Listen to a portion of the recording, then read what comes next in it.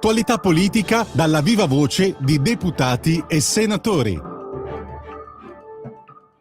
Va ora in onda La belva civile, mai arrendersi davanti alle cose che si possono cambiare. Il punto della settimana con Nicola Ottaviani. Perché la belva e perché soprattutto la belva civile?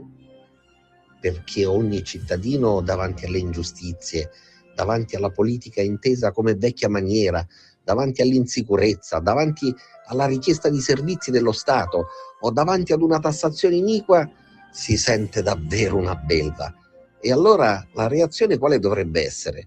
Quella di occupare le strade, le autostrade o le stazioni o incendiare le autovetture delle forze dell'ordine come vorrebbe fare una certa sinistra per paralizzare il paese, per portarlo magari nel caos? Assolutamente no. La reazione, quella composta, quella sana e soprattutto intelligente, ma anche ferma e qualificata, è quella di portare avanti le riforme nel nostro paese e nelle nostre istituzioni. Vediamo come. Milano, 18 aprile, Duomo senza paura, niente filtro, padroni a casa nostra. Confini, gestione strategica, linea geopolitica, scelta logica. Perdi controllo, rotta demografica, paghi nel sociale, sfera economica. Clima più teso, la gente lo registra. Non serve report, leggi dalla vista. Sicurezza base, condizione realista. La libertà non si perde di vista. Milano chiama, la piazza risponde. Voce collettiva che rompe le onde. Linea chiara, rotta precisa. Senza controllo deriva improvvisa. 18 aprile, segna la data. Questa è la voce, non viene fermata. Senza paura, voce che guida. Padroni a casa nostra, casa nostra. Sotto il Duomo alza il tono. Milano chiama, siamo il suono. Senza paura siamo noi. Padroni a casa nostra noi. 18 aprile, lo vuole la gente. Milano risponde, presente presente. Non è slogan, è voce sicura. Il Duomo risponde, senza paura. La nostra chiacchierata settimanale potremmo ribattezzarla con una sorta di indicazione del fil rouge, sì, il filo rosso che lega le vicende nazionali e internazionali che si sono susseguite nel corso degli ultimi giorni e che hanno questa sorta di filo rosso che va ad accumularle. Perché? Vediamo subito. Beh, innanzitutto dobbiamo ripartire da quella che è la grande manifestazione, il grande evento della Lega, che ha visto sabato scorso a Milano riunirsi decine di migliaia, perché di questo stiamo parlando, decine di migliaia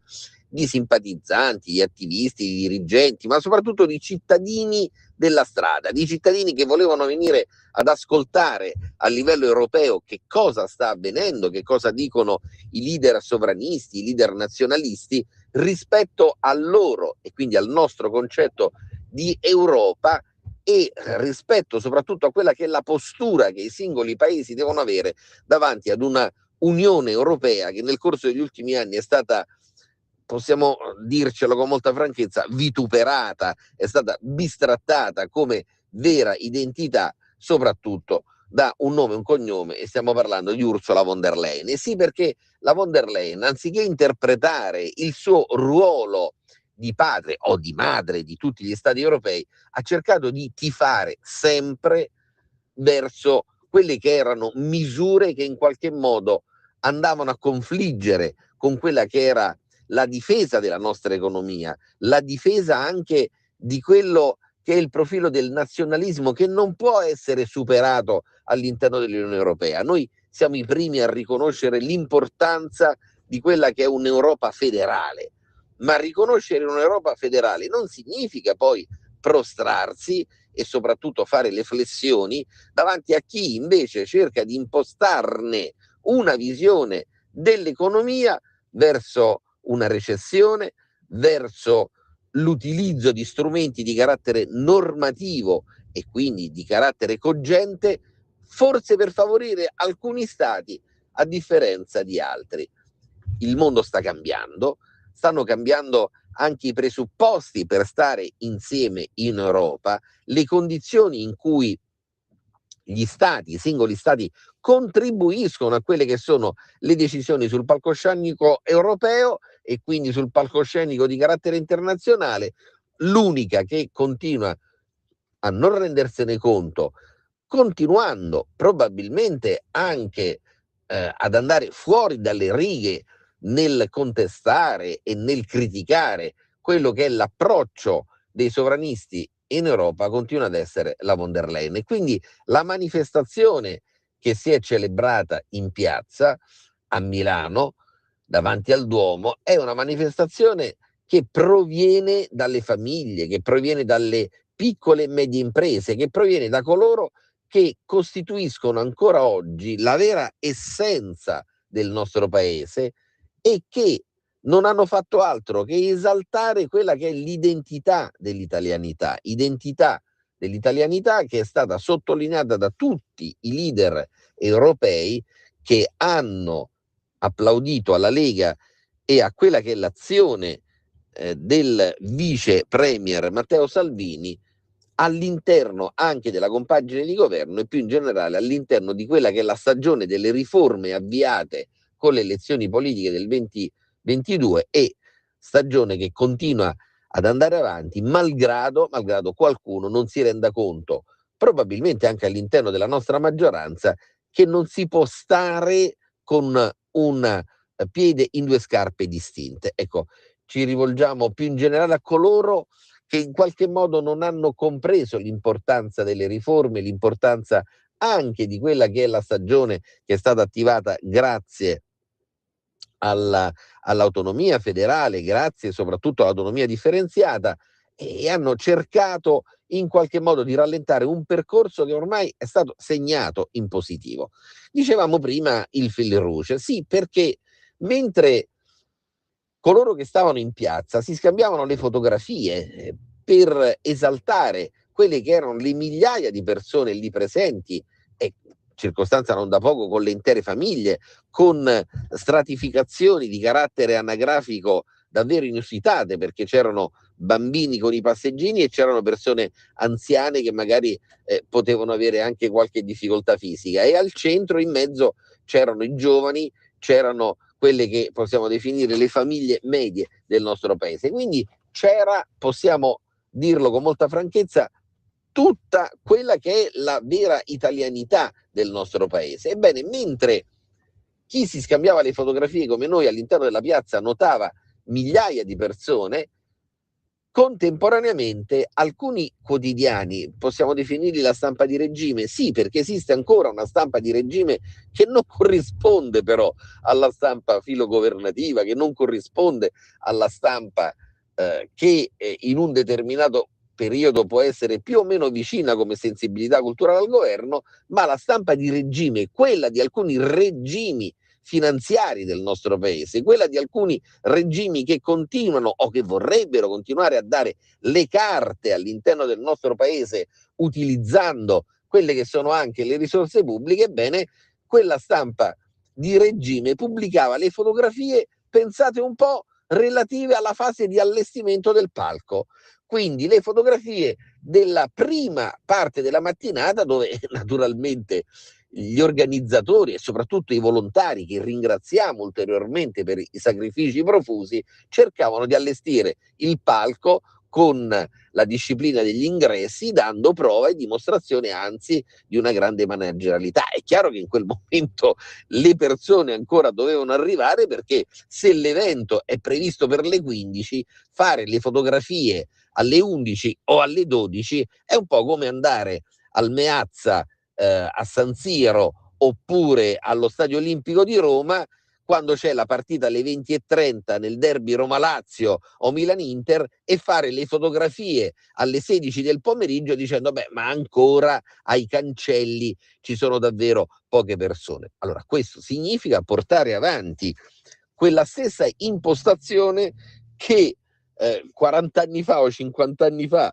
e in alcuni casi addirittura 70 anni fa, portavano non nella Mosca di Putin, ma nella Mosca dell'Unione Sovietica, quando era ancora SSR,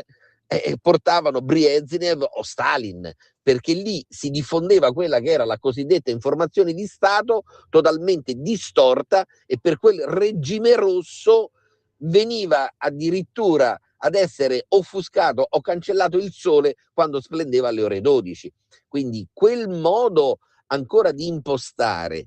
una violenza che non è soltanto di carattere critico, perché se c'è la critica, il centrodestra, siamo tutti convinti che la critica possa essere positiva sotto il punto di vista dialettico per costruire qualche cosa di più avanzato, ma quando addirittura si cerca di sovvertire quello che è un profilo di carattere storico, facendo una narrazione bambinesca, una narrazione infantile, portando avanti un materiale fotografico e diffondendolo sui siti di questi quotidiani online vicini alla sinistra, possiamo dire alla sinistra militante, che era, lo ribadiamo, quella di Stalin e di Brezhnev, allora significa che siamo davanti ad una sinistra e ad un giornalismo in Italia non maturi e non adeguati a quelli che sono i tempi della democrazia che sono cambiati, i tempi del confronto, ma soprattutto i tempi della lealtà. Perché, vedete, si può avere una differente idea politica dal centrodestra o anche dalla Lega, da Matteo Salvini, ci mancherebbe altro, però l'importante è rappresentare con chiarezza e con onestà intellettuale agli elettori la propria partigianeria. Dopodiché ognuno si può fare una propria visione, si può fare una propria rappresentazione dei fatti e a quel punto può votare per chi vuole. Ma se si continua a storpiare il vero, se si continua addirittura a cercare di cambiare quello che è il layout di una piazza, quello che è il profilo della partecipazione popolare, alla fine però il popolo va a bussare all'interno delle urne, e chi si aspetta che il popolo non vada a votare per il centrodestra o per la Lega avrà sicuramente una risposta amara e avrà poi una considerazione che è quella normale, che è quella di un paese nel quale chi continua a cercare di demonizzare una parte politica non ha futuro e soprattutto non ha sviluppo sotto il punto di vista anche dell'allargamento della propria base elettorale. E dicevamo prima questo fil rouge al contrario possiamo dire, perché è la seconda questione della quale ci possiamo occupare, anzi siamo obbligati ad occuparci durante questa settimana. Un'altra parte, possiamo dire, di quel mondo che proviene da Mosca, che non è certamente il mondo di Brezhnev o di Stalin, ma è il mondo dell'attuale Russia, e ieri ha criticato in modo, possiamo dire, anche irriverente, in modo aspro, duro, quello che è il nostro premier. Quindi ci stiamo riferendo a Giorgia Meloni. Ora, questa critica però dobbiamo intenderci da chi parte, da quale parte, diciamo così, sotto il punto di vista mediatico viene fuori, e soprattutto se è una critica che possa rientrare all'interno di un normale meccanismo di lettura dei rapporti delle diplomazie di carattere internazionale. Allora, è bene anche in questo caso fare un po' d'ordine, e quindi la belva civile che è in noi ci obbliga e perlomeno ci dà l'indicazione di discernere la materia di cui ci stiamo occupando, perché la critica, che è stata sicuramente inopportuna, che è stata sicuramente fuori dalle righe, ci mancherebbe altro, perché non ci si rivolge ad un capo di governo, peraltro il nostro capo di governo, il nostro premier, nel modo in cui si è rivolto un determinato giornalista, ma viene fuori dall'anchorman Vladimir Soloviev. Ora, Vladimir Soloviev è un giornalista della TV russa, ci mancherebbe altro, ma è pur sempre un giornalista. E noi come governo, anzi una parte del nostro governo, ha fatto bene a prendere subito le distanze da quella critica folle che è scesa addirittura su frasi biasimevoli e soprattutto su frasi assolutamente scomposte nei confronti del nostro premier. E certo però che in alcuni casi la cura rischia di essere peggiore rispetto al male, lo strumento che viene adottato, perché è stato convocato l'ambasciatore russo Paramonov. Ora, l'ambasciatore russo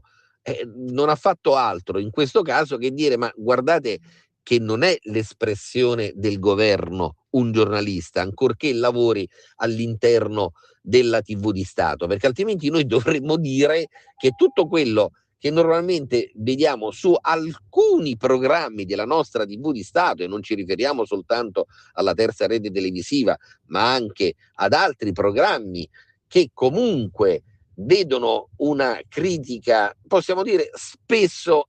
inappropriata nei confronti del governo, allora anche in quel caso che cosa si dovrebbe fare? Si dovrebbe convocare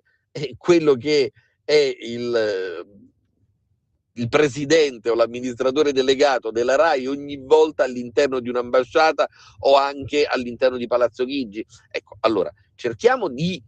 evitare anche noi di fare confusione. Quello che è avvenuto è assolutamente da condannare, ma rimane sul piano giornalistico, squallido, ci mancherebbe altro, perché non si può definire una madre di famiglia una meritrice, di questo stiamo parlando, ma non si può fare un assioma diretto giornalista uguale governo russo, perché questo significa ancora una volta gettare benzina su quelli che sono i rapporti che devono essere normalizzati, che devono tornare sul piano della diplomazia. Ecco il motivo per il quale la Lega, il vice premier Salvini e possiamo dire anche altri ambienti del centrodestra continuano a invocare quella che è la possibilità comunque di riprendere i rapporti commerciali o una parte dei rapporti commerciali con la Russia, evitando di demonizzare e di estremizzare quella che è la situazione anche di carattere internazionale che riguarda il rapporto con l'Ucraina, perché altrimenti noi rischiamo di andare incontro ad una irrisolvibilità della questione e della vicenda energetica. Ma è normale che nello stesso momento in cui noi continuiamo a dire chiudiamo qualsiasi tipo di accesso rispetto al gas e rispetto al petrolio di ingresso in Italia, un'Italia che sappiamo non ha fonti energetiche alternative, e tra queste manca sicuramente l'energia atomica, affidabili, mentre nello stesso momento in cui noi chiudiamo qualsiasi possibilità di dialogo per quanto riguarda le fonti energetiche e il commercio comunque con la Russia, e gli stessi Stati Uniti continuano a importare gas e petrolio. Beh, c'è qualche cosa che sicuramente non va. Cioè, non possiamo fare noi gli alfieri, comunque sia, di una sorta di maso chiuso, di una sorta di campo all'interno del quale noi ce la giochiamo e ce la dettiamo come vogliamo, mentre il resto del mondo va in un'altra direzione, mentre il resto del mondo adotta attività assolutamente pragmatiche e quindi adotta soluzioni che poi vanno ad essere riscontrate, soluzioni che vanno a trovare il gradimento e possiamo dire l'interesse soprattutto di chi vive all'interno delle singole nazioni, all'interno degli altri singoli stati. Quindi questa vicenda che riguarda Vladimir Soloveitch è una vicenda che può trasformarsi in un'occasione paradossale di dialogo, di riapertura di un dialogo su un tavolo diplomatico di carattere internazionale, dove non possiamo però continuare ogni qualvolta a chiedere un'apertura verso il mondo russo e una chiusura contestuale dall'altra parte. Lo ribadiamo con molta chiarezza, noi continueremo a sostenere, stiamo continuando a sostenere che vi è stata un'invasione, quindi che non si è trattato sicuramente di una vicenda tra corrissanti ordinari, quindi c'è stata un'invasione da parte della Russia verso l'Ucraina, però siamo ormai al quarto anno, quindi la Lega ha continuato a finanziare e a sostenere non solo politicamente ma politicamente le ragioni del popolo ucraino. Dobbiamo adesso in questo momento iniziare a concentrarci sulle ragioni del popolo italiano, e perché non è che possiamo fare la Giovanna d'Arco a prescindere da quelle che sono delle dinamiche di carattere economico / energetico, e davanti alle quali o le decisioni vengono prese da tutti i partner europei, da tutti i partner internazionali,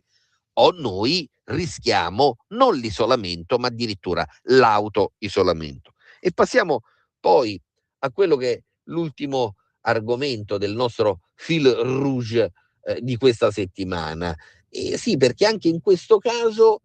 la sinistra quella rossa, possiamo definirla sbiadita, ma che rimane comunque sia sempre rossa dentro, ha cercato di storpiare questo decreto sicurezza, e quindi è la vicenda che vede anche in queste ore coinvolti i parlamentari del centrodestra e quindi più in generale la maggioranza all'interno delle aule di Montecitorio, per portare a casa quella che è la conversione del decreto sicurezza 2026. Ora, tutto si può dire di questo decreto, tranne che non abbia posto l'accento su un elemento fondamentale, ossia nel corso degli ultimi mesi abbiamo assistito ad un ricorso crescente alle armi, soprattutto le cosiddette armi bianche. Stiamo parlando di coltelli a serramanico, stiamo parlando di taglierini e quant'altro, da parte di popolazioni giovanili, quindi soprattutto di ragazzi molto spesso non regolari anche sotto il punto di vista dell'immigrazione in Italia, con le baby gang, con fenomeni volti a favorire quello che è il profilo della violenza e della paura sui quartieri e sui territori. E quindi questo decreto sicurezza, che ha raccolto le istanze del centrodestra ma soprattutto della Lega, era ed è volto a cercare di evitare e reprimere l'uso distorto di coltelli e di tutto quello che in qualche modo può produrre qualche cosa di contundente rispetto a quella che è la normale frequentazione delle stazioni, delle scuole, delle piazze e dei nostri quartieri. Ci sono stati anche degli emendamenti per limare il provvedimento e quindi per evitare che magari si passasse da un eccesso all'altro per quanto riguarda soprattutto le coltivazioni, le silvicolture, tutto quello che può essere inerente alla necessità di utilizzare il coltello o la lama per una scampagnata in montagna o anche per la coltivazione del fondo, ma tutto questo non ha nulla a che vedere con quello che è l'impianto fondamentale normativo che noi riteniamo sia assolutamente corretto ed adeguato rispetto a delle esigenze emergenziali alle quali stiamo andando incontro. Che cosa avviene? Nel decreto viene inserita anche una norma che favorisce, non crea documento, che favorisce quella che è l'assistenza legale in ragione di quelle che sono le vicende che riguardano i rimpatri. Sì, perché dobbiamo dirlo soprattutto a coloro che non frequentano normalmente le aule di giustizia, oggi è ammesso nel nostro ordinamento, è ammessa la possibilità del gratuito patrocinio, quindi la possibilità che lo Stato si carichi sostanzialmente delle spese di assistenza legali che riguardano le impugnative dei vari decreti di espulsione, dei dinieghi rispetto alla concessione di permessi e quant'altro, e però non c'era la previsione di un'assistenza legale di carattere, possiamo definirlo, extraprocessuale. Quindi sostanzialmente l'avvocato che seguiva la persona che non aveva disponibilità economiche e che magari doveva soltanto consigliare alla persona che voleva ambire ad un rimpatrio bloccato e quindi ad un ricorso, poteva soltanto l'avvocato consigliare di fare la causa, come per dire: guardi, io l'assistenza gliela posso dare a carico dello Stato e quindi lo Stato si fa obbligo di pagare le spese legali soltanto se andiamo in tribunale e contestiamo il provvedimento. Con una norma e quindi con un emendamento inserito all'interno del decreto di sicurezza, invece al cittadino extracomunitario che chiede la regolarizzazione viene data la possibilità del pagamento a carico dello Stato delle spese legali anche nel caso in cui venga svolta una mera attività di consulenza volta a verificare se queste condizioni per impugnare il provvedimento di espulsione ci siano o meno. E tutta questa vicenda è stata storpiata da parte della famosa sinistra del fil rouge in Italia, dicendo ma allora gli avvocati in questo modo vengono istigati a portare avanti l'espulsione, gli avvocati vengono pagati affinché, quindi a carico dello Stato, consiglino e portino per mano il soggetto extracomunitario in modo tale che non entri e non si possa regolarizzare nel nostro paese. È l'ennesima eresia con la quale si è cercato di bloccare questo decreto. Bene ha fatto la maggioranza per evitare che ci fossero delle speculazioni anche rispetto a quelle che erano le indicazioni del Presidente della Repubblica e le ordinarie richieste e necessità di approfondimento del decreto. Bene ha fatto la maggioranza a dire intanto andiamo avanti ed approviamo in blocco quello che è il decreto. Se c'è la necessità di sviluppare ulteriori approfondimenti e integrazioni sulla materia dell'assistenza legale, nulla questio, lo si può fare all'atere dell'approvazione però non a priori rispetto all'approvazione di questo decreto, perché lo scopo della minoranza, lo scopo della sinistra legata a doppio filo al fil rouge era soltanto quello di bloccare questo decreto di sicurezza e soprattutto bloccarne la conversione che deve avvenire del decreto in legge entro il prossimo venerdì. Non perdono proprio il vizio, ma rischiano di legarsi ancora una volta a quel fil rouge che non li porta lontano anche in termini di consenso. Buona settimana a tutti.